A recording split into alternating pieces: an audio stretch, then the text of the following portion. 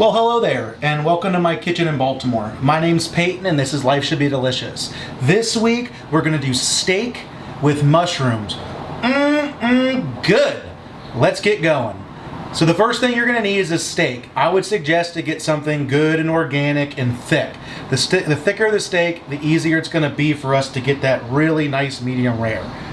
Next, mushrooms. I prefer you to cut your own mushrooms. I think they're better. If you can't get that, try to get the ones that are pre-cut is totally fine.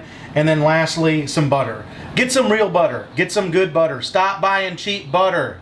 Before you put your mushrooms on, go ahead and pull your steak out of the fridge and put some salt and pepper on it.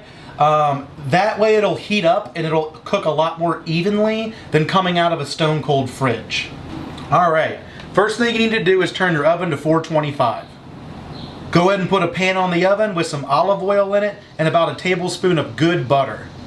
Once that heats up, go ahead and throw your mushrooms in there and toss them to get the mushrooms evenly coated with the oil and the butter. Then turn the heat down and slowly cook them while you're doing your steak. Next, go ahead and heat up your cast iron skillet to high heat with no oil in it. Once it gets hot, about 350 degrees, go ahead and throw your steak in it, give it a little wiggle, and then don't touch it for 4 minutes and leave it on high heat. Once your mushrooms have cooked for a little while, you can check them by flipping one over. You want to see them to start to get brown.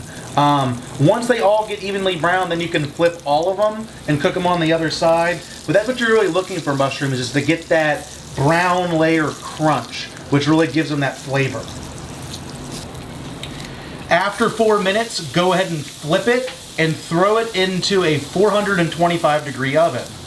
When you do that, the time is going to depend on how thick the steak is. This steak took 8 minutes in the oven. So if it's a thin steak, 3 to 4 minutes. If it's thicker than this one, then obviously it's going to take longer.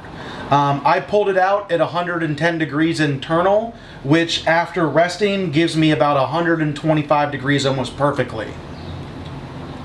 Once you pull the steak out of the oven, make sure you put it on a cutting board and let it sit for a minimum of 3 minutes.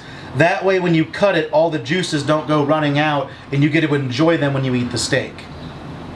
Well, thank you for watching this episode of Life Should Be Delicious. I hope you guys all have a wonderful weekend, and I'll see you next week.